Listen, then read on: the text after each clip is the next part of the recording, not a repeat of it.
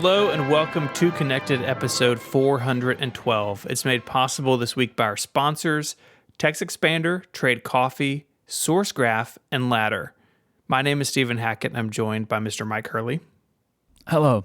Are you okay? I was drinking water when you were talking. Instead of just waiting like a sensible person, I decided I would drink the water really quickly, and that made everything way worse. Wow. I am joined by a more competent podcaster, Federico Viticci. Hello. I am not drinking water, and it's good to be here. You should, in general. Okay. Let me drink water then. Jeez. Okay. Please. Here, I'm drinking water. It's good to be hydrated. I got some tea. Good to be hydrated. It's one of the most important things as a podcaster is to be hydrated. Water's good, you know. Yeah. It's a good drink. Let's start with some follow-up. Mike, I have good news for you. Excellent. Your MobilityWare solitaire game is on Apple Arcade. Incredible. Who knew? I'm going to go for Caleb it. knew. Caleb sent this in. Yeah, you need to download this and write a review on Mac Stories. I don't want to do that. That is like a job which I wouldn't enjoy, I think. But I'm happy that it still exists. I don't really like solitaire that much. So this is like a similar thing of like there was just not many games because John Voorhees also had Gerbo Match or whatever it was called in his top 10. I think it was just there wasn't a lot of apps, right? So everybody downloaded what was there. Yeah, it was, this looks fun, I'll check it out. And I remember too, I think we probably spoke about this last week, part of it was just like the exploration of what was possible, right? Because we just didn't know, what developers could do. And so I felt like for a long time, every new app I downloaded, like it really did add like new functionality or a new experience to the iPhone. That hasn't been true in a long time for the most part, but it's cool to look back. That was a lot of fun last week. On the last episode, I surprised you both by letting you know that Shazam used to be a call-in service. Yeah. A couple of days later, Apple celebrated Shazam turning 20 years old and noting that it used to be a call-in service. So Shazam launches as a text message service August 2002. Based in the UK, at the time, users could identify songs by dialing 2580 on their phone and holding it up as the song played. They were then sent an SMS message telling them the song title and name of the artist. That comes from Apple's newsroom blog. What's the international prefix for the UK? +44? +44, yep. So are you going to try and call them? 0044 2580. I don't know if it works anymore. Do you have music playing? Well, I can. Let's see. If it works. Open music. I mean, realistically, let's see what it probably would have been says. easier if you would have just asked me to do this. No, it's not working. Do you want me to try Yes. instead? This probably Yes. makes more sense, right? Let me see what happens. 2580. Oh, that's good. It's just one straight line down. It's a good number. Oh, that's clever. Calling. Please tell me that somebody picks up. Tell them you're on a podcast. Nothing's actually happening. Oh, no. It just says calling, but there's no actual sound. Oh, that's sad. Your phone needs a cooling system like Federico's did in the Pro Show. Mm-hmm. Yeah. GetConnectedPro.co. I don't think it's active Okay. anymore. It's not active anymore. That's too bad. What a ride, though, to go from a dial-in service in the UK to being an option and control center on the iPhone. Like, I'm not sure I appreciate the UK part of that. I mean, just that it started in one country. I didn't mean it as a slight against your nation. It's just All like, right, but here's the thing, though. No, because if this would have started in America, you wouldn't have said USA. You wouldn't have said, oh, imagine that to have started as a call-in service in the don't USA. Casey List me. I will not be Casey List. No, you're Casey listing me is what's happening. Federico, you understand what I'm saying, right? If it would have been an American service, he wouldn't have said USA.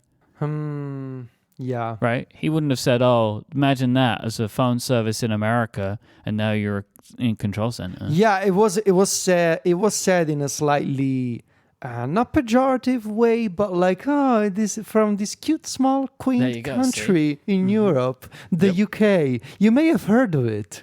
Mm-hmm. Yeah. Well, but most Americans refer to other countries like that. Can you guys give me 2 minutes to go answer my door? So now look at this. He's he's backing away from the podcast. You guys keep talking. Whatever you say, I'm going to leave in unless I decide not to leave it in. I think I'm just going to wait until he comes back. I don't have anything funny enough to say. Unless you do, Federico. Do you have any grievances you want to air about Steven? About Steven? Well, not in particular. He's a good person, you know. He's a good man. Oh, this is... see, now he will leave this in. And I don't have anything bad to say about Steven. Every time I ask him for favors, he does them. And very quickly also. Should we just swear a bunch? Before we started the recording, Federico very excitedly told me, to which I became very excited, that there's a new Arctic Monkeys album coming this year. Mm-hmm. So that's good news. That's good. Excellent news. Called The Car. The Car. That's the name of the album. The Car. You get to listen to when you're in the car. Yeah. The car in the car. The Car in the Car. I'm kind of just waiting now. Where has he gone even? I bet this is something to do with his calendar. Hey. Oh, hey. Was that something to do with your calendar? Okay. Was it the postman? It was the FedEx man. Mike, you know what this is. Secrets. Already? It's right here. Oh, is it good? I don't know. Do you want me to do a live unboxing? Just tell people what it is? Yeah. Every September, we're just going to do this.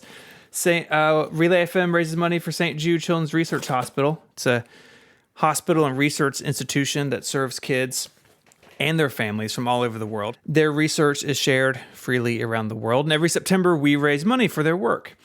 This year, if you go to stjude.org/relay, you will see two options. Mm-hmm. One, you can donate directly, like you always have, and there's some really cool rewards for that. But if you want to sign up and do your own fundraising team and fundraise alongside us and get your family and friends and coworkers involved, there's a different set of really cool rewards for that. Incentives, I think, yes, is the legal word we're supposed to use. One of them, I got the test print. We did a desk mat of the co-founder sticker head artwork.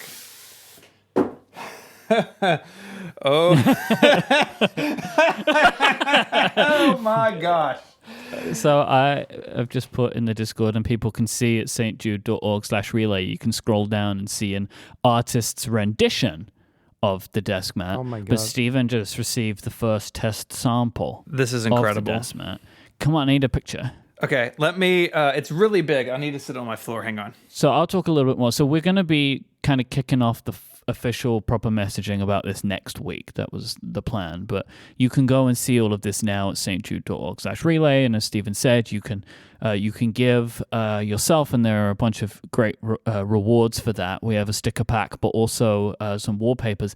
And this year, just an incredible macOS screensaver that James Thompson made, which is just unbelievably incredible. These will be available and sent out after the campaign is over. And so you can donate, and that's amazing. But if you sign up and fundraise on our behalf, where you'll be fundraising yourself, and you can go out to your friends, your family, your coworkers, maybe you can stream, maybe you can share it on your podcast, on your website. Anybody that raises $1 gets a Relay FM challenge coin, Relay FM St. Jude challenge coin. These are only available to people that raise at least $1 through fundraising themselves. But if you raise over $250, you will receive a desk mat of the co-founder heads. Oh my God, it looks incredible, and it's huge. Yeah, I put a field notes on it for size. It's so good. It's really good. Wow, it's so good. I'm getting one soon. So we'll be doing a lot of streaming throughout September. Me and Steven will have these on our desks while we stream. It's incredible. This looks so much better than I imagined it was going to look. Yes, I am into this. Wow. So stjude.org/relay. We'll talk about it more next week. But, don't delay. Start fundraising today. Oh, that's really good. You just come up with that off the top of your head? Off the top of my old dome. Yeah, I'm just so amped up and excited after seeing this thing. Not bad for an old man. Younger than you. That's true. Yes, we would love if people would get involved this year. I rescind it. This was worth you going and answering the door. Yes. Wait, did you say it wasn't? I was talking trash. Oh, it was so mad. It's like I was talking don't trash. understand. Yeah, This is so talking trash. unprofessional. We're in the midst of recording Yep. a podcast. It was lots of things like that, you know? It's also his company. Yeah. I knew that's what it was. I had to go. It actually wasn't. I didn't say that. I didn't say that. I just didn't like the pressure in the moment. Well, speaking of pressure in the moment, you want to let people know what happened on the Club Mac Stories town hall yesterday? Yeah, so Stephen and I contributed to the kind of anniversary of Club Mac Stories, and it was like a town hall thing they did in their Discord. I will say I was encouraged during the Discord to do a very impromptu, quick, connected quiz where I just asked the two of them one simple question. Basically, could the other guess what the other was just about to say? There was 100 points on the line. They both lost 100 points. So the overall totals of Stephen and Federico have decreased by 100. Stephen now has 2,873 points. Federico has 2,201 points. That is an update for you all, for those keeping score. Basically, nothing's changed except they've both gone down. Is there anything else we need to do in follow-up? I don't think so. I mean, we can just skip over that. We don't have to talk Well, there about is a thing that was a topic, actually, that I thought had been taken out of the show, but it's been snuck in here, and I think we were just trying to be tricked. Federico, what is in this document? There's a line of text that says, the fate of the Hackett's M2 Air. So, yeah, what's the fate? To recap, my wife has been using an M1 MacBook Air with a whatever the LG 4K Ultrafine, I think it's 21.5 inches, about the same size as the old small iMac. And she's using that for a while. She has a tiny desk in the corner of our den. I got this M2 Air. It was going to be hers. The M1 Air was going to replace a 2018 Intel MacBook Air the kids have been using for homework and that sort of thing. Had it all planned out. The problem is that I really like the M2 Air, and so I, set it up. I used it for a while. I put Ventura on it and wrote my review, which we talked about last week. I've been telling her, it's like, hey, this machine's going to be yours. We're going to, one evening or, over the course of a day, I'll, do all the, like 2 or 3 data migrations necessary to make all this work. And we ended up doing something different. So she's decided that she wants to, she doesn't really use her computer that much. She's mostly iPad first at home. And we're talking about redoing our den. It's like the desk was going to have to move and we weren't sure where it was going to go. And so there's all these other factors affecting her setup kind of at the same time as I'm changing these computers around. Uh-huh. Why do you keep laughing? Be quiet. So at the end of the day, she's decided to forego her external display and just use a notebook. But she wanted to have something potentially a little bit bigger than the Air. So she now has my 14-inch MacBook Pro. Okay.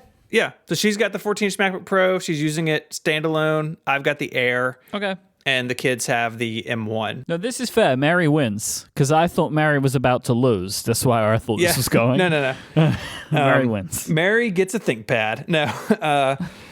I have a great iBook G3. Yeah. It's bigger.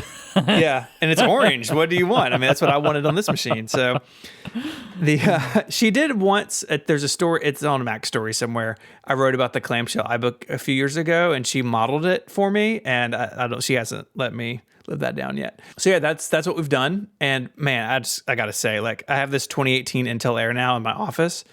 That keyboard is so bad. I know we talked about it for so long, and the 2018 was like the final revision of the butterfly keyboard, but it sounds and feels like garbage, and the spacebar is broken. So I gotta do a repair on that machine. But it's that's where we ended up. So I've got the Air. She has my 14-inch MacBook Pro. I do have a user set up on that machine. I had to go back to Monterey on it because it had Ventura. So my user is basically just empty, but on the occasion that it would be useful for me to have a machine with HDMI and more inputs, like, occasionally I get pulled into like running AV for something at church or with the Scouts or something that I can use that machine if I need it. So that's where we ended up. Okay. That's ended up pretty well. I think so.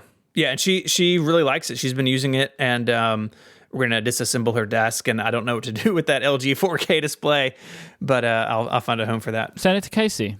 This episode of Connected is made possible by TextExpander. When you work on a small team, every moment counts. You don't want to be wasting your time finding video conference details to send a new client. You don't want to track down the same FAQs from the company website over and over. These are the kinds of things you want at your fingertips so you can get work done faster. And that's why you need TextExpander.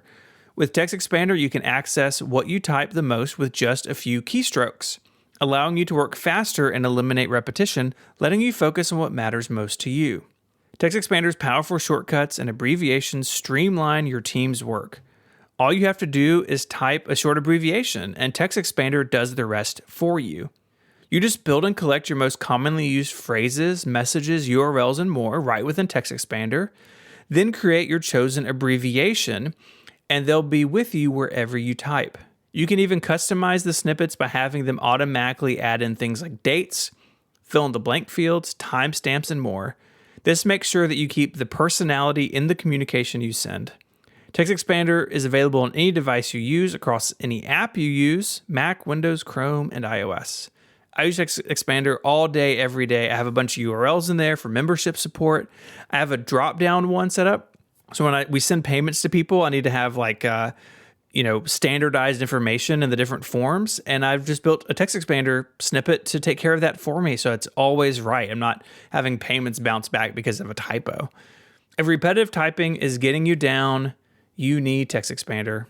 Check out TextExpander today at textexpander.com/connected, and you can get 20% off your first year.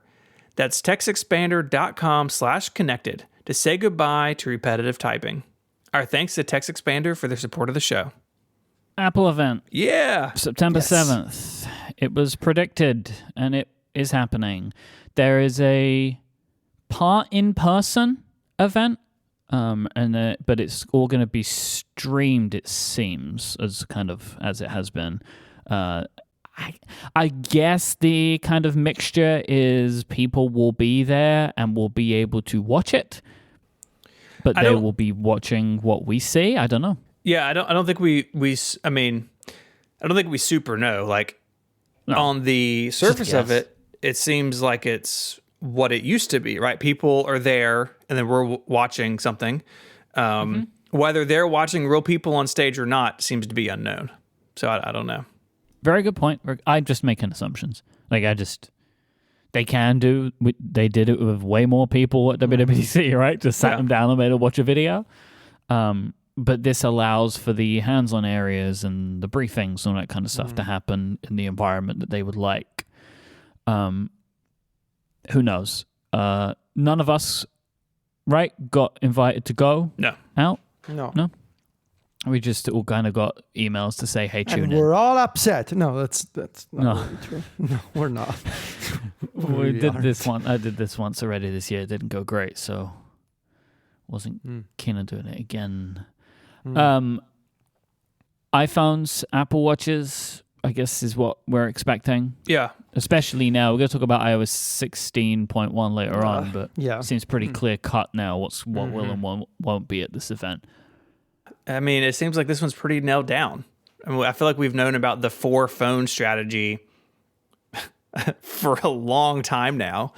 And we've read a lot about the Apple Watch Pro that, Gurman in particular has written a lot about. So I don't know if we'll see many surprises here hardware-wise. The only sort of wild card in my mind is something AirPods.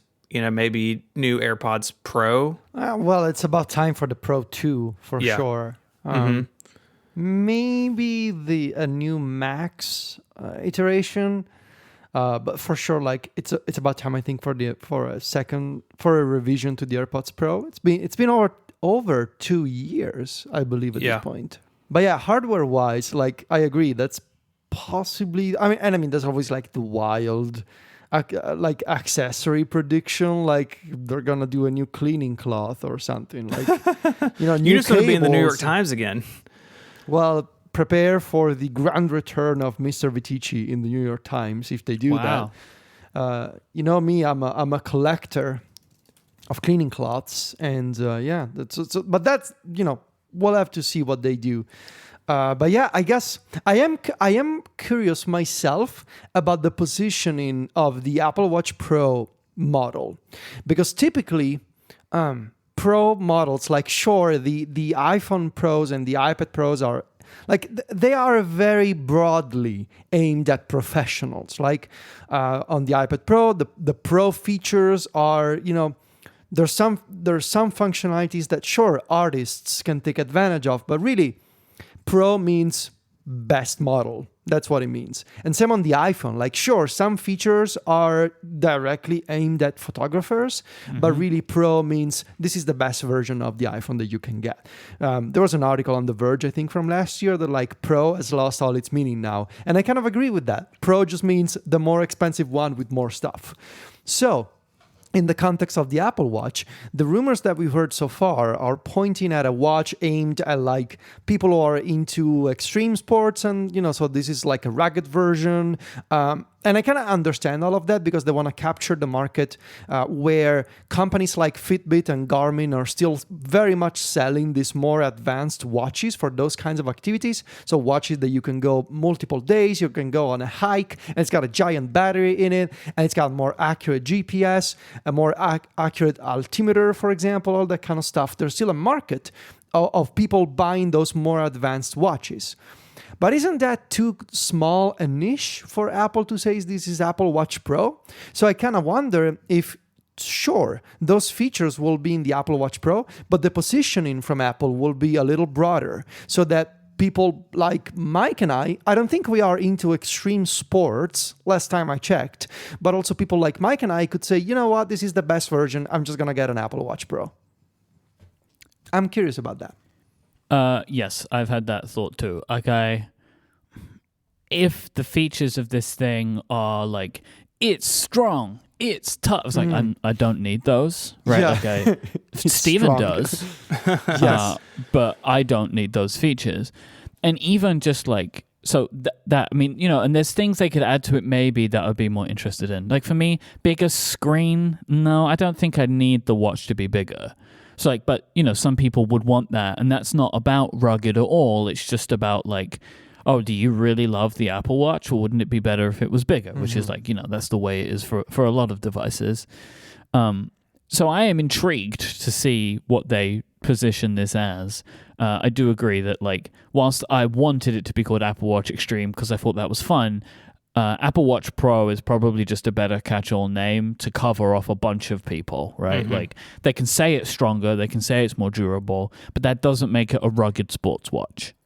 But they can say it has longer battery life and a bigger screen, and people are going to, you know, and that kind of appeals to a whole bigger, more broad set of people that way. Without, you know, just so it's the Pro one, it's just got more of all of it. So that's the one thing that I'm keeping an eye on. Everything else seems that we pretty much know what's going to happen. The mini iPhone is going away. We're going to get the, you know, 2 sizes per line of iPhone 14. I guess maybe the other area where, and this is also where we get the points usually for our risky pick for the Rickies, which are coming up. But iOS taking advantage of new stuff that's exclusive to the 14 line. That's maybe an area where there could be surprises waiting for us. I'm sure there's going to be some photography related addition, like a new... I expect there'll be quite a lot of that for the Pro phone if the things are true, right? You know, which is the removal of the notch, the addition of an always-on display, and I don't know if they'll do software stuff for the camera, because the camera on the Pro is like a physically different thing, potentially, is what the rumors are. It's like a 48 megapixel camera. So that on its own will be enough. Honestly, I was thinking about this. I hope that this is the removal of that sweater mode thing. What was it called? Deep Fusion. Deep Fusion. I hope that the higher megapixel camera means they can get rid of that feature. Yeah. Because I, a lot of the time, don't like what it does to my images. And I think they shouldn't need to do that anymore if they have a higher megapixel camera, which will still just be binned down so they can take advantage of all of the additional information coming from the sensor. Yeah. So, I still think if they are if they are increasing the RAM on the Pro models, I still think that I don't know. Could they do it? But split view on the iPhone, I still think that it would make sense. Now, I cannot reuse this as a risky pick in our game because that was my risky pick for WWDC. But I still think multitasking on the big iPhones, Apple probably needs to do more on that front, especially if they're gonna go Stage Manager is just what you're saying. Stage Manager on iPhone. Stage Manager on the iPhone. I mean, honestly, like that UI would probably make more sense on a phone with the with the little cards that you can swipe away. Just a smaller stage. I mean, at that point, you're kind of remaking WebOS if you think about it, and you have those little stacks Wouldn't that be wonderful? You have those little stacks of windows that you can swipe away to multitask. I mean, come on. Man, do y'all remember when they introduced the Plus phones? And it was like, you can turn your phone sideways and everything changes. I mean, that all just went away. I will say, Federico, to your point there, like, the fact that there will be two large phones, if they're going to do it, they could do it, right? Imagine if they do. I will lose my mind if they do that. I mean, I would be so happy, honestly, because I honestly find myself wishing for it all the time. And if there's a company that can make it look nicer than Android, I mean, Apple can do it. Just from a fundamental level, it works because picture-in-picture exists. Right? Exactly. I can fill up like a large portion of my phone with picture-in-picture, and I do frequently, and I can still use my phone, right? So, like, you know, I would love to see it. You'd love to see it. You can have picture-in-picture on a phone. You can have a keyboard that floats on one side or the other side. I mean, why not have split view at this point? You can do drag and drop between apps. I mean, all the parts are there.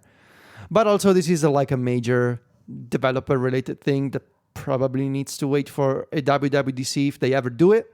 But I mean, on iOS, you're essentially, I don't want to say that you're scraping the bottom of a barrel these days when it comes to innovation on the phone OS, but also they kind of are. And I mean, widgets are saving them this year. But really, like what? Well, we'll talk about this. This is sort of the angle that I'm taking for my iOS review, so we'll talk about this later. But yeah. We're doing the Rickies next week. So happy for 2-week notices to come back. Yes. So happy. Thank you to whoever did that. Because we would have had, we wouldn't have had 10 minutes notice. It would have been a bit like a day, and it would have sucked. Right? So I'm so happy that we get more notice. Well, although that means that iOS is coming up very soon. And I I'm starting to feel that pressure of, it's happening. I really hope it's not the day after the event. I hope they stick to next week. So we'll see. What do you think though? Right? I think they're gonna do the following Monday. I was hoping my perfect scenario would be the following Wednesday. So a week from today, when it's event day, obviously.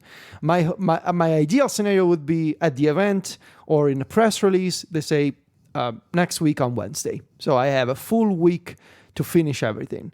But I think it's also very likely that they're going to do Monday instead of Wednesday of the following week. Let's try and plan out some of these dates here.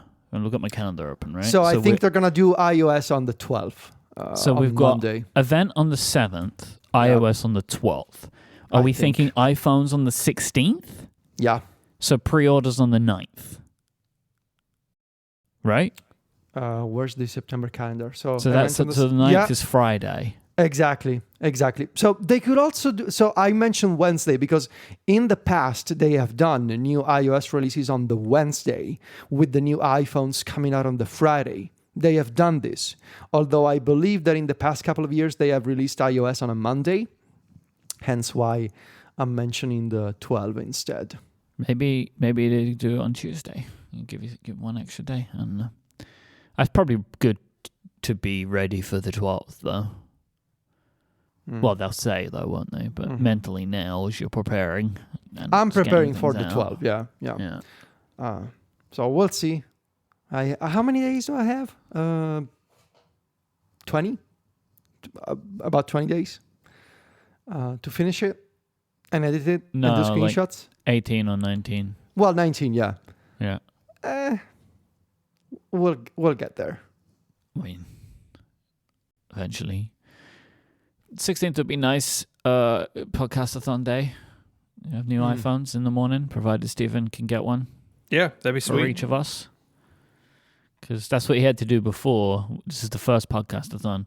Stephen had to buy an iPhone for me. Yep. Because I was obviously in America that day.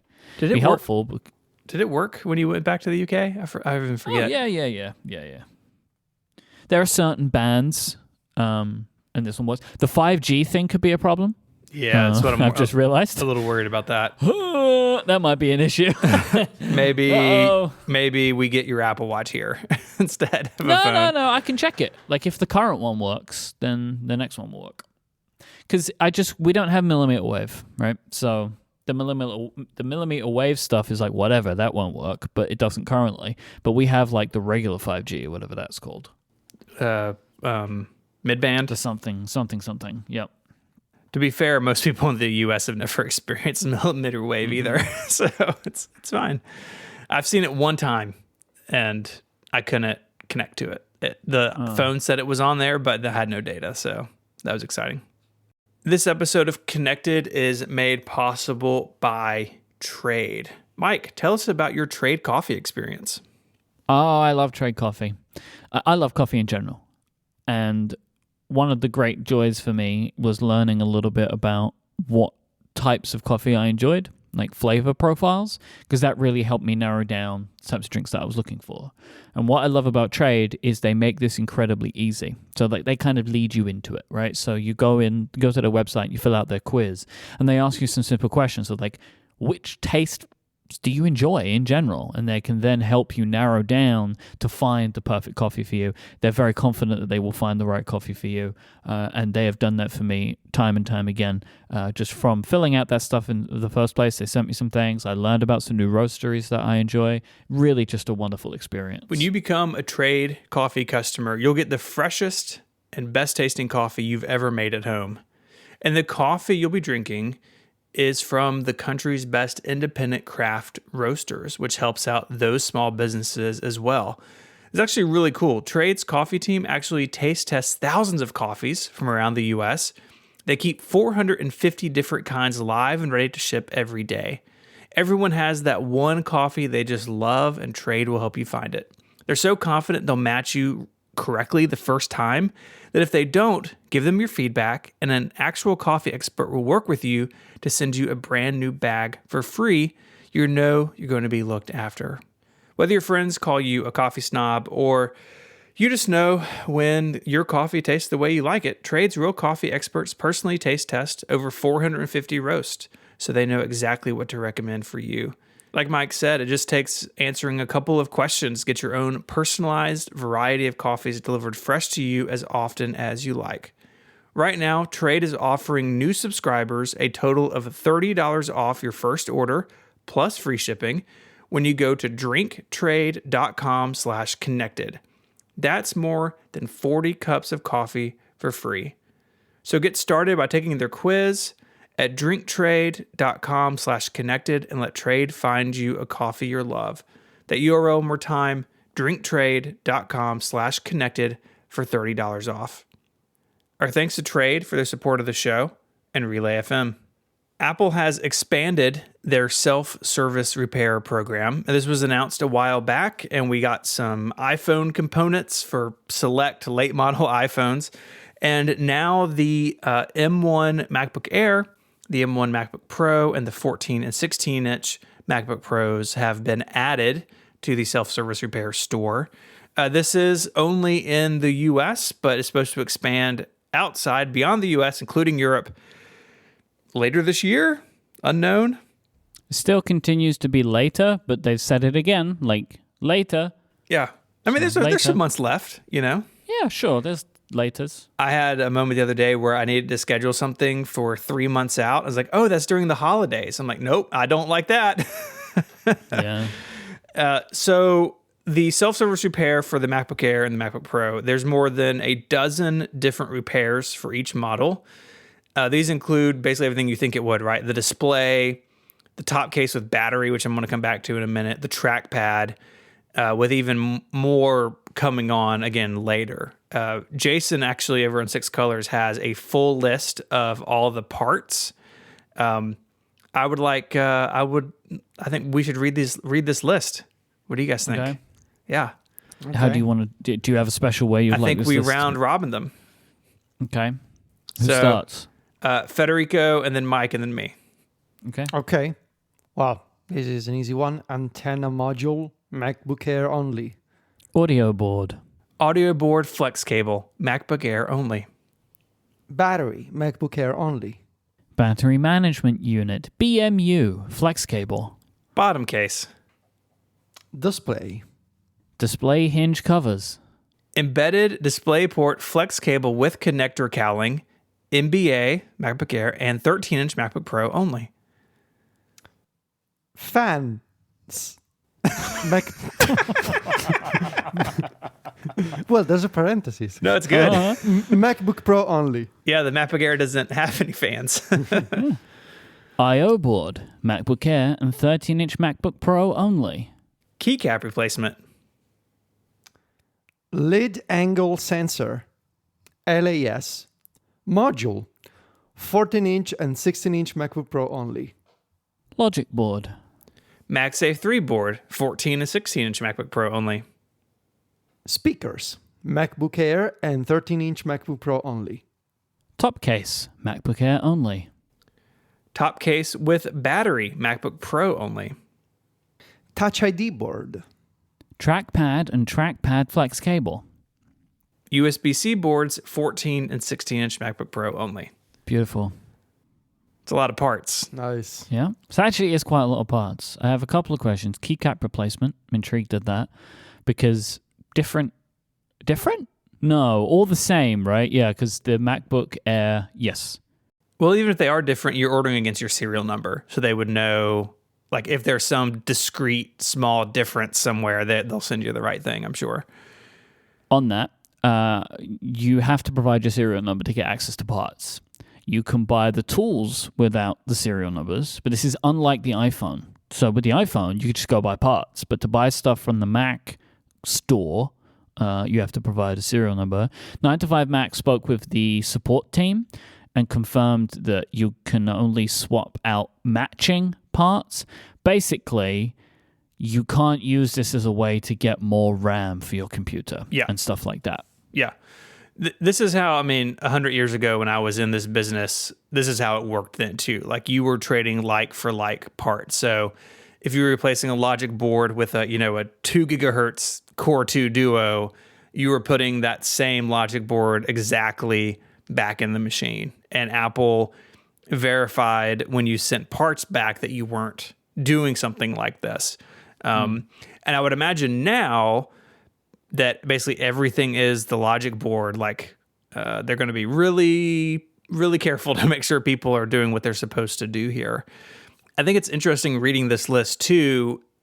It's very clear in reading this that the MacBook Air and the MacBook Pro, the 13-inch, are the old design because they don't have MagSafe. They don't have the USB-C ports as separate daughter boards. So like on the 14 to 16, if you break the USB-C port, you're not replacing the whole logic board. It's its own discrete component that you fish out of there and plug in a new one. So it's kind of interesting to see the differences to me as someone who, spent a lot of time taking these things apart over the years to kind of see where this line is drawn between these models. I'm going to put my serial number in. Okay. What display type, what repair type do we want to look at? We've got audio board, battery management, basically the parts, right? Yeah. What do you want to know? I think we do logic board. Let's go for the big one. Okay. Logic board. Processing your request. Man, it's taking a long time. It's just spinning here.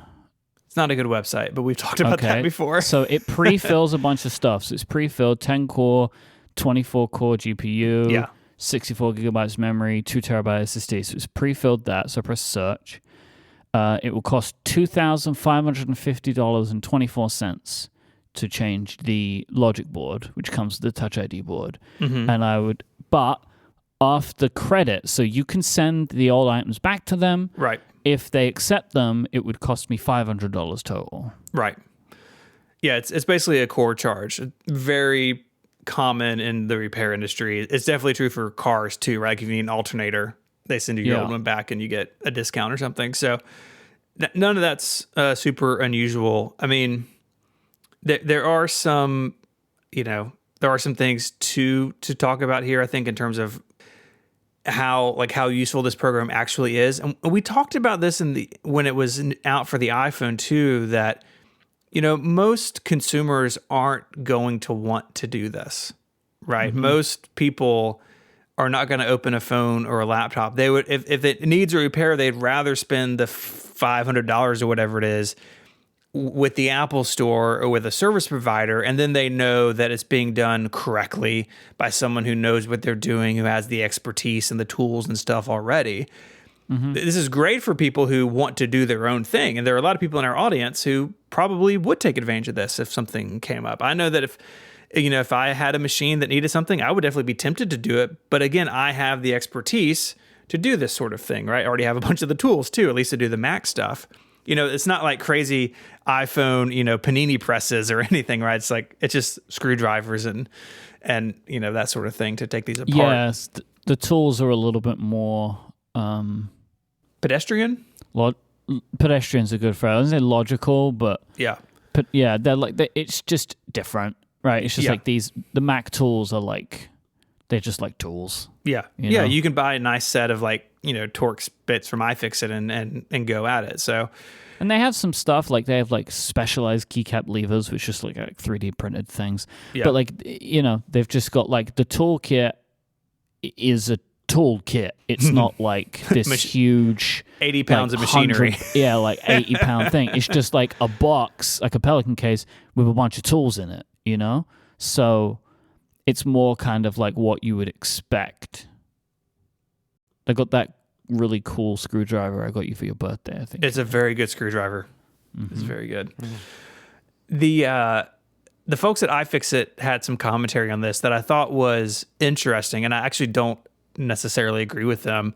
They had a blog post up basically complaining about the battery repair in the MacBook Pro. And you can go read the blog post. It's long. What it boils down to is that on some of these models, to replace the battery, you're actually replacing the battery, keyboard, and top case as one component.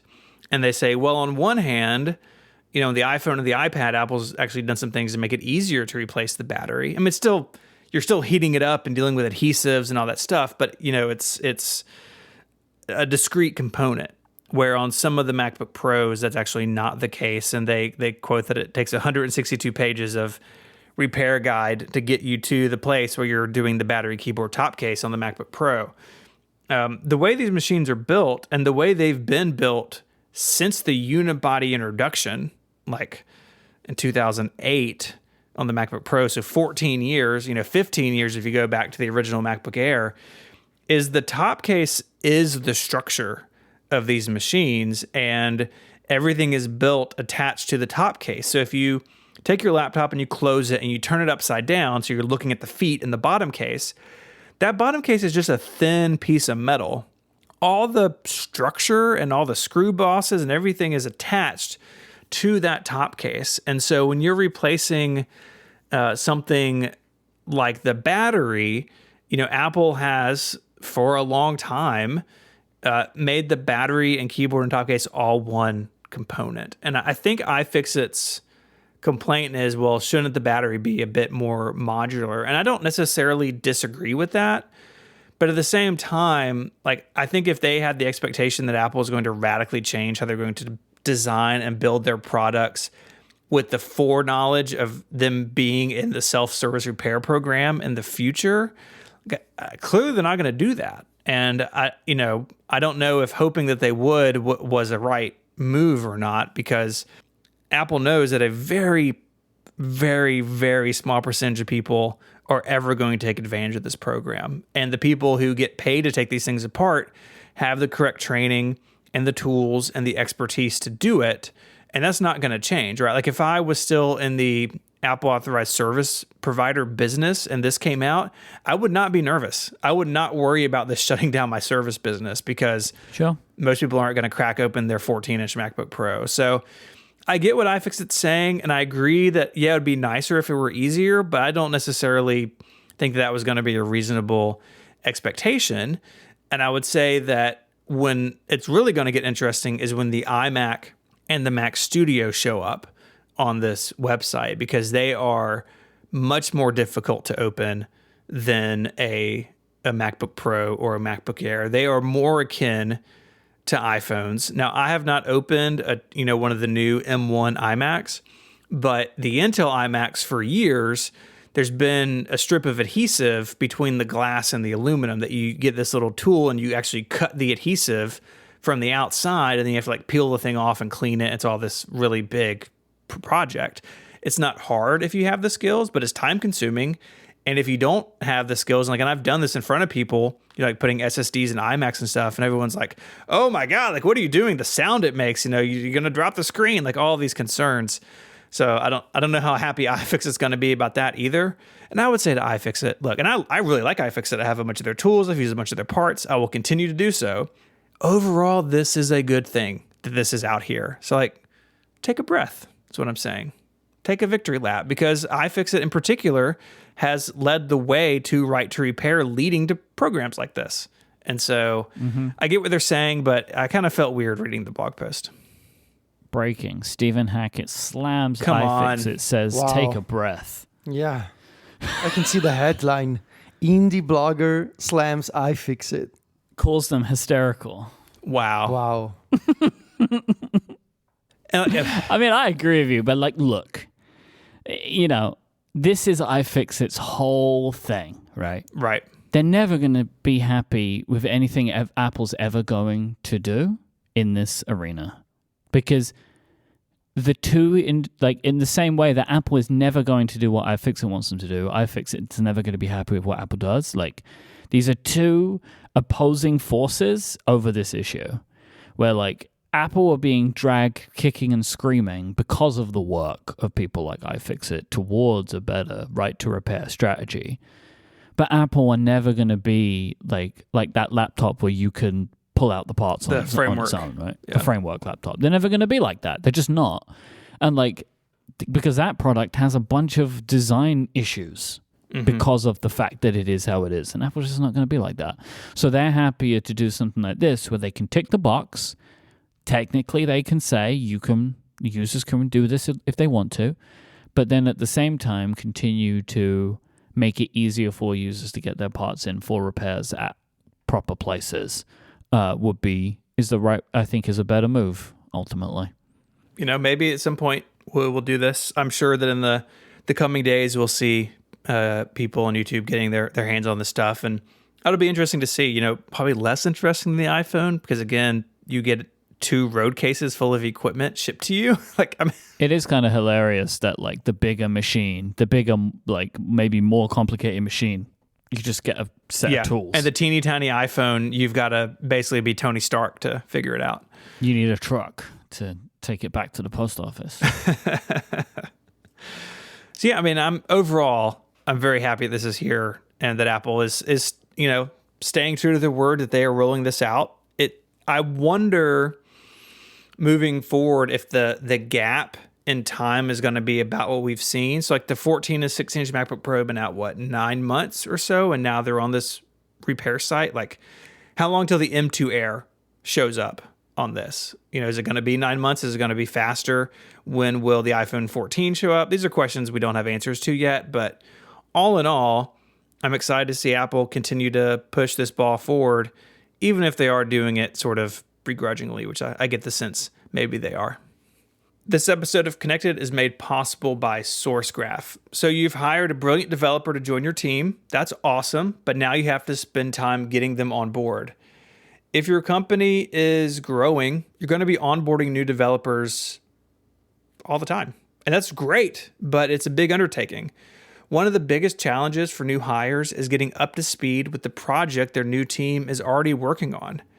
This can be tricky if the code bases your developers are working in are already large. Thankfully, SourceGraph makes it easy to move fast, even in those big code bases.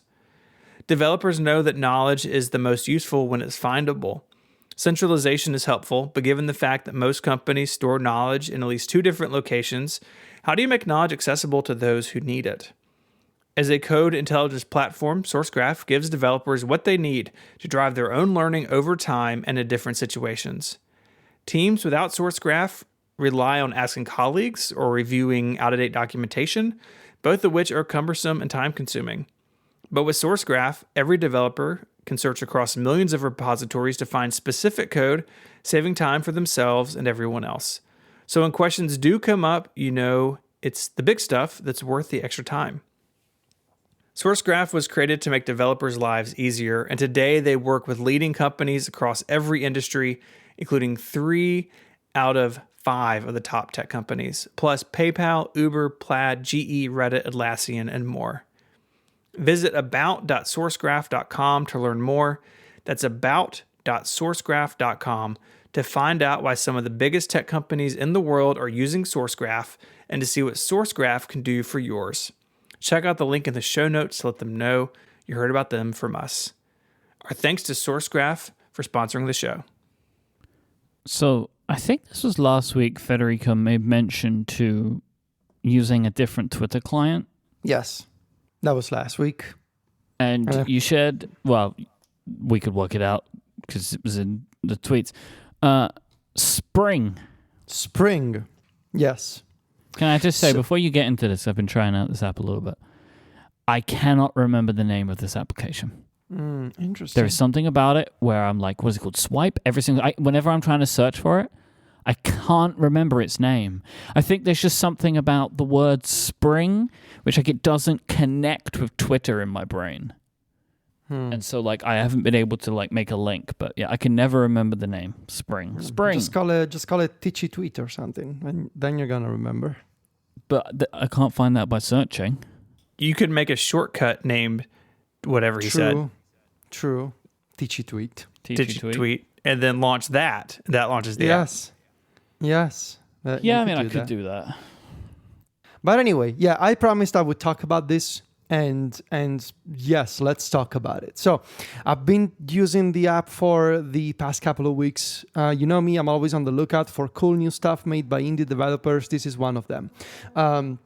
I am really, really impressed with this third-party Twitter client. It's been around for a while. I was familiar with it before. I took it for a spin, I want to say last year. Maybe a couple of years ago. I don't know how long it's been around, but I remember checking this out a while back, not being impressed with it.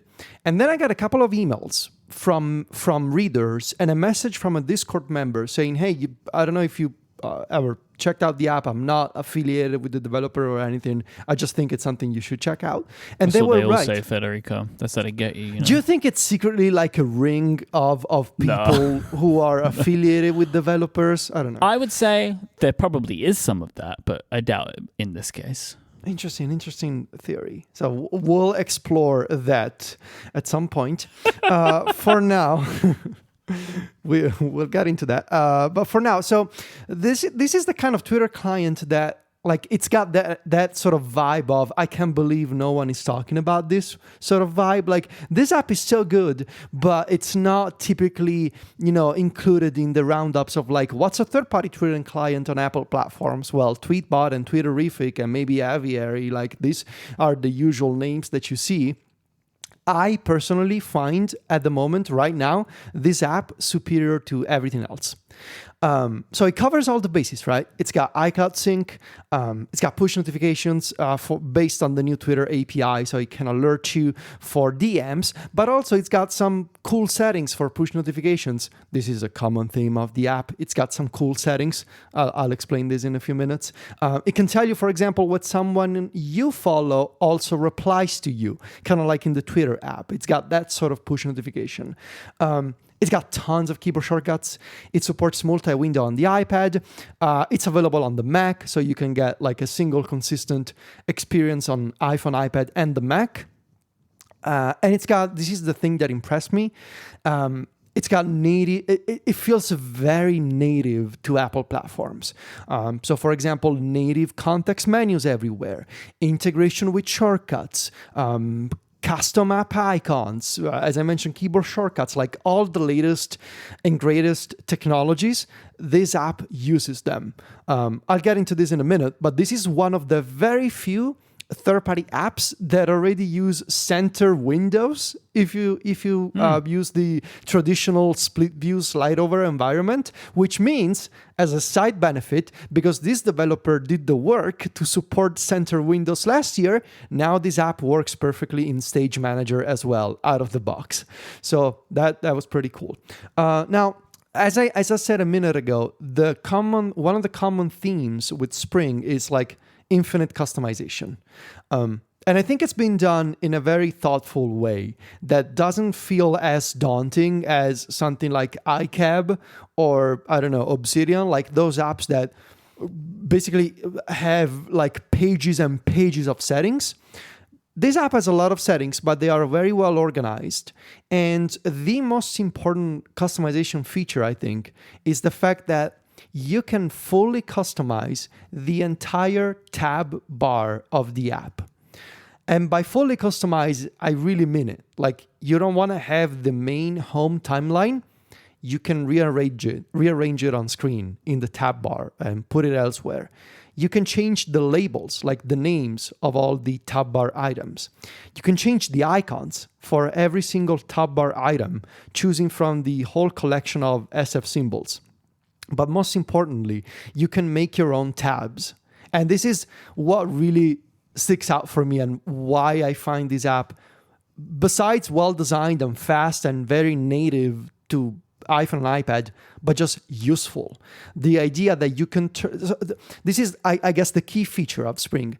You can turn everything you want into a section, into a tab, including saved searches. So, for example, I like to view my mentions on Twitter as a combination of replies and people who quote tweet my tweets. I had an article a few years ago on Mac Stories about this, on how you can build this sort of search yourself using the advanced Twitter search operators. I just like to view replies and quote tweets in the same screen. That saved search, I made it into my mentions tab in Spring. It's just like that. You can search for stuff. You can like customize what tabs are, right? Yeah, and you can create new tabs. Like you can customize the existing ones, but you can also make new ones. That's the idea. And it goes beyond that. So saved searches or any kind of search can become a tab. A user profile can become its own tab. So let's say you really like Mike and you're really into checking the follower count for Mike Hurley, you can turn Mike's profile into a tab in Spring. So every once in a while, you're like, hey, let me check on Mike's follower count. And you open that tab and you can see it. In my case, I had a less creepy use case, which is I'm logged in with my personal account, but I also want to quickly get access to the Mac Stories profile to see not just the followers, but the latest tweets that we shared for articles. And so the Mac Stories profile is pinned to my top bar as its own tab. The top bar, on the iPhone, obviously you're limited in space at the bottom, but there's a couple of things you can do. First, you can put items in an overflow menu so that all the extra tabs that don't fit at the bottom of the screen, you can get them in a menu. Or you can make the top bar scrollable horizontally. So you can scroll through and you can reach all the other tabs. On the iPad, it's much better. You can also increase it up to 9. Yes. 9 things. Yeah, but it gets kind of awkward. Absurd. It's very to tap awkward looking. elements. Yeah. On the iPad is much better because the top bar is this thin strip on the left edge of the screen, and so it fits a ton of items because there's a ton of vertical space there. So being able to turn anything into its own tab, into a custom section, that's lovely. This is one of the few apps. One of the few third-party apps that lets you view retweets and likes to your tweets or someone else's tweets. In the context menu, which you can also customize, obviously, like the entire context menu that you get when you long press or right click on a tweet, that's also customizable. That menu has two buttons called View Retweets and View Likes. Hey, I like to see what people like and retweet my stuff, so that helps.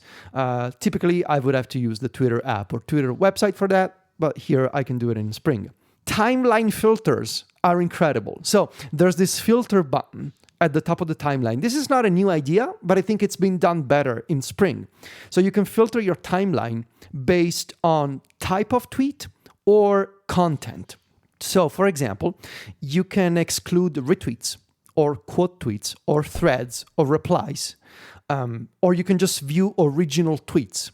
And then you can mix and match this with content types. So you can do things like show me all articles, like show me all links that are also original tweets, or show me all retweets that are images or that are GIFs. And that becomes like a really fun way to open just memes from your timeline. Like show me retweets that are also animated GIFs. You can mix and match these filters and you can save them and you can pin them, like the whole deal. Like filtering the timeline is incredible. There's a notifications tab that is similar to the Twitter one. It aggregates your activity. So notifications, how many people liked or retweeted your tweets. It doesn't update it's not as real time as Twitter's official thing. I find the information presentation of that tab specifically to be quite awkward. How so? I can see that they're going for what Twitter does. Yeah. But I think there are a few things like the profile pictures are way larger than the content that it's referring to, for example. But I appreciate that this is like the only third-party app that I've seen do this and threading in the way that it does them. They do the threading in the timeline just like, or very similar to how Twitter does it. Which I miss in third-party applications, honestly. I am so used to the Twitter app and the Twitter website to when somebody replies to something to see the original tweet in the context of that reply. Yep. And Spring does it just like Twitter. And if you don't like it, you can turn it off. Again, there's the kind of stuff that you can customize in settings. So yeah, it's really about like this collection of small features that may be taken, taken on their own. They don't seem like much, but together they really add up to this kind of experience that combines some of the things that I do like about Twitter's official products, but also some of the many other conveniences of third-party apps like no ads and a ton of Apple native features. Lastly, I do want to mention how this app deals on the iPad with columns and windows. So, and this is maybe the area where I wish the developer had done things a bit differently.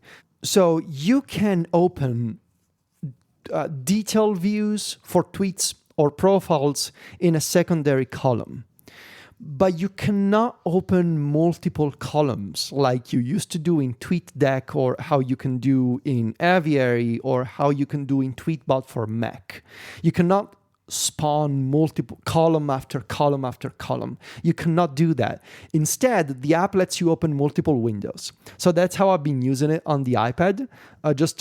One window with my home timeline and another window for a saved search or something else, like my mentions. But I do wish that you could actually have one window for Spring, but multiple vertical columns. I find this to be incredibly weird and complicated, where most of the time where I'm using Spring, the column on the right is empty. And that is very strange to me, right? You know what I'm saying? You're using it on the iPad and on the Mac. That column on the right, I can only seem to fill that column if I click on something, where I would say, to just choose what goes in that column. Yes. I find that to be really weird because most of the time that is just it's either empty or it is filled with something that I'm not interested in anymore. Yeah. Because I like clicked on a tweet and got more context with it. But then I just left it there, and it's like an hour later, and that tweet's still, it's just like strange. That's an odd design choice. Exactly. Yeah, exactly. I agree. So I think that I hope the developer listens to our feedback maybe here, and that they rethink the way that columns work on the app. But so far I'm doing okay with multi-window on the iPad, and as I mentioned, this app works very well with Stage Manager already because it fully supports multi-window. So there's that. But yeah, I typically when I switch back to a third-party client, two things happen. I either find myself constantly opening the Twitter website as a fallback because there's always information that I'm missing from a third-party client, or I just go back to the main Twitter app on my iPhone after like a week. And I'm not doing that since I started using Spring. And I think for me, a huge part of that is being able to pin saved searches anywhere in the apps UI, but also having real multi-window support and having the threading in the timeline is also huge for me, and being able to see who liked or retweeted my tweets. Like those features that are inspired by the Twitter app, I think those are, combined with the sort of things that I expect from a quality indie experience, like context menus, multi-window, keyboard shortcuts. Those two things combined are helping me stick with Spring. And, yeah, I really like it. If you like, I guess what I would say is if you're curious about a different take on a third-party Twitter client, there's a light version on the App Store. So it's one of those apps that does it old school. You can get the light version, nice. See if you like it, and then get the full version. I have a couple of other things that I've observed. One I like, I think I like, and one I don't like. The thing I don't like is for an app that has so many settings, let me turn off the trending search, yes. Like trending search results on the search page. Like, just let me turn that off. Like, I don't want to see this at all if I don't need to, and I would prefer to not see it, especially because they don't have ones that are even like customized to me a little bit. Like in Twitter, I don't like the trends at all, but at least sometimes there's stuff that I'm interested in. Like if there's big Formula One news or whatever, they like do a good job of showing it to me, but I hate the trends. The thing that is intriguing to me is the default way in which retweets are shown, which is that's like a quote tweet. So if you just retweet something, it shows your account and then the embedded tweet instead of like the tweet that you've retweeted and like a marker. You can change it back to what they call like the standard traditional retweet layout, and which I did. And I just haven't. I'm just not sure yet. I'm just like, I've been trying it out, and like it's interesting, but I don't know why they choose to do it this way. But it's interesting. Yeah, I'm not sure either. I ended up not liking it, so I went back to the regular retweet design. I think I'm going to too, but it was just an intriguing design thing for me, where I have kept bumping up against it, where I keep looking for the context of that, like of the quote, what looks to be a quote tweet. But it's at least interesting as like because I don't know what technically the right thing should be. Should you, I think if you retweet something, should you be more or less attached to it? I don't know. It's an interesting app. Steven, I think you don't like it, right? I don't love it. A lot of my complaints with it come down to design decisions. And I love the customization of everything that Federico, you walked through. I find a lot of the UI like difficult to get to look nice. An example is quote tweets, right? Which are a big part of Twitter now. And the design of those, something about the way they're inset and like they have a background in light and in dark mode, I find it difficult to like understand what it's tied to. Maybe that's just a white space issue, because I do think even with all the typeface adjustments, like everything feels a bit too crowded and busy everywhere. And I've gone through and turned off what I can, but I feel like there's a level of polish in the UI that maybe isn't what it could be, and maybe that's a trade-off with the ability to customize everything, but the other thing that I don't love about it is that it's super customizable, but those customizations don't sync. You instead have a export, that is weird. Export import function where you can like airdrop.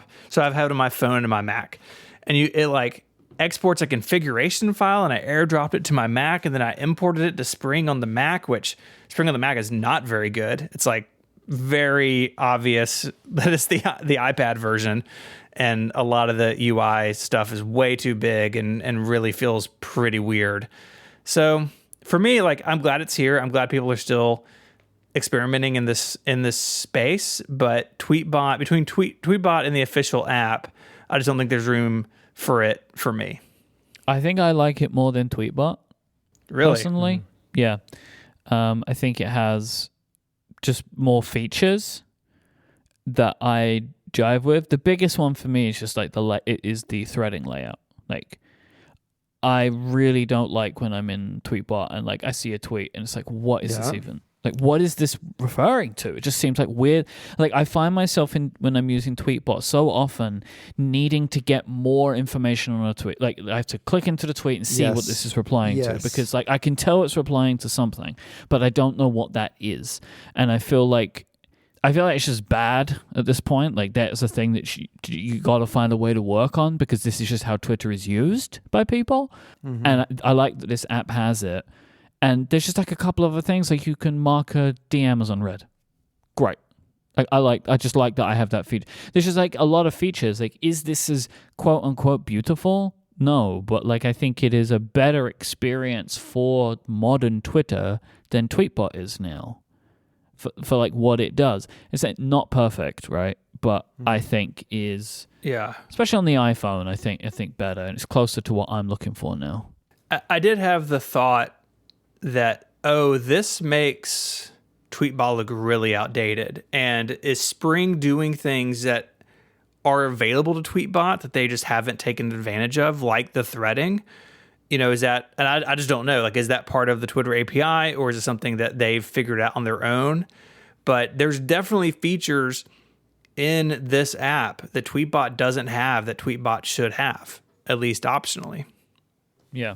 I don't know what the answer is to that, right? My expectation is whatever the answer is, Tweetbot should have done it as well, unless Spring's doing things that maybe they shouldn't, because maybe it's a smaller application, it's getting away with it. I don't know the answer to that, right? But the threading thing, if Twitter doesn't provide you an API, surely that is a solvable thing. Like, you could work that out, right? Like, tweets are connected. I don't know. I mean, someone has, so, you know. Yeah, somebody has.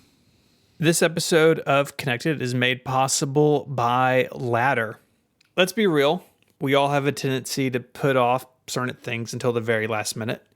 Whether it's going to the DMV or arranging your next doctor's appointment, finishing your iOS 16 review, home improvement project, whatever it is.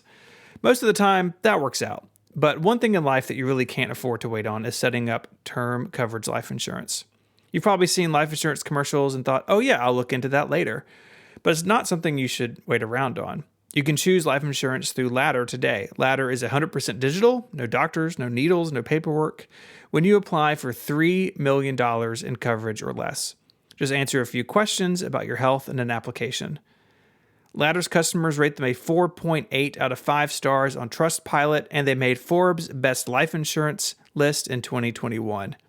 You just need a few minutes and your phone or laptop to apply. Ladder's smart algorithms work in real time, so you'll find out if you're approved instantly. There's no hidden fees, and you can cancel at any time. And you'll get a full refund if you change your mind. There are no hidden fees, and you can cancel anytime. And you'll get a full refund if you change your mind in the first 30 days. Ladder policies are issued by insurers with long, proven histories of paying claims. They're rated A and A+ by AM Best. And since life insurance costs more as you age, now's the time to cross it off your list. Go to ladderlife.com/connected today to see if you're instantly approved. That's Ladderlife, LADDER. Ladderlife.com/connected. Our thanks to Ladder for their support of the show. In a comment to TechCrunch, Apple notes, this is an especially big year for iPad. That's an app. Apple Notes. Apple has said this is an especially big year for iPadOS as its own platform with features specifically designed for iPad. We have the flexibility to deliver iPadOS on its own schedule. This fall, iPadOS will ship after iOS as version 16.1 in a free software update. Hey, don't you know? This is a just beautifully written statement. Yes. Right? It's like they just realized that they have flexibility now. We can do whatever we want. Hey, It's a feature specifically designed for the iPad that are also on the Mac. and that are also very broken right now. Yeah. It's so PR. So AKA flexibility. yeah. Where people see bugs, we see opportunities. That's the mantra for Apple VR. Where you see problems, we see flexibility. It's such a beautiful job done here with this statement. As a bonus, it's going to be free, unlike other iPad OS releases. Hey, look, they used to be paid Oh, I know. 12 years ago. I know. So, Sarbanes-Oxley, baby. I know. do you want to go back to that? Nope. No, I do not. So this is out in beta. What is new in 16.1, Federico? So Stage Manager in 16.1, they added some new options. The plus button to create a new window for an app that supports multiple windows is in a better spot now. Still takes way too many taps and clicks to get to that spot, but at least now it's visible. And now you can invoke the strip of recent apps by swiping with your finger on the screen from the edge of the display, even if the app that you're using is in full screen. So you don't have to resize it anymore. Now you can just invoke it with a swipe. The strip also appears in portrait orientation now. So that's something that something else that they fixed that didn't make a lot of sense before, why it was not available in portrait. But the thing is, in doing this, it's one step forward, 4 to 5 steps back, in that the constant crashes. And by constant, I mean like literally on my iPad. Now, I don't know if the problem is me or if other people have the same problem, but like on my iPad, when I do regular things, and I'm not doing anything so fancy, like I'm not exporting video or rendering 3D stuff. Like, no, I'm just taking notes and browsing Twitter. But it crashes every 15 minutes or something. Like it's like just that. And it takes you back to the lock screen and you got to start over. So that's still happening. I tried it again last night just to make sure. If anything, they made the window snapping behavior even more aggressive than before. It feels like even more than in previous betas. The system takes away the control from me when it comes to where I want to place windows. Mm-hmm. And that was always true of Stage Manager. That's partly the idea of Stage Manager. Like, hey, don't worry about windows, we'll position them for you. But it felt like they had a better balance of, the system's control and your sense of control. I feel like it was better balanced before. And now I also feel like it's easier to cover the strip of recent apps. It's almost like the system doesn't think there's enough space to show you the recents anymore. And all the other problems are still here. Working with external displays is still very much broken. At a fundamental design level, broken, that is. What else? Moving workspaces from the iPad's display to an external display is still way too slow. The dock gets accidentally covered by windows that resize themselves every few minutes. Like, the list goes on and on and on. I hope they can get it done by October. Have they mentioned October specifically? No. No. They just said this fall. iPad. Yeah, it'll come out when it's ready. I hope they will be ready. Now, I can tell you this. I think they are very much receptive to feedback at this point. But also, I get the impression that they, hubris gets in the way with these companies sometimes. And I feel like there may have been a problem for half of this summer. that they were maybe so proud of this design that they started listening to feedback a little later in the process. And now look where we are. Now I get the impression that they're listening, but they had to delay the thing because of that. Yeah. I don't know. I hope it gets better. I can tell you that I tried it for about an hour last night. I saw what I had to see, and I went back to split view and slide over once again. So yeah, that's how it's going. There was a section on ATP last week where Casey was rightfully upset about providing feedback in like July and being told, "Oh, that's way too late." Like, when do you want me to do it? Like, do you want me to stay up late at night during the week of WWDC just so that I can file feedback early for you? Like, at this point, give me a salary if you want that, you know? Like, seriously. Like, but I do think that in this moment, there's a little window of time here, right? Before they pick a new direction and go down or decide, oh, we're just going to fix this, this, and that.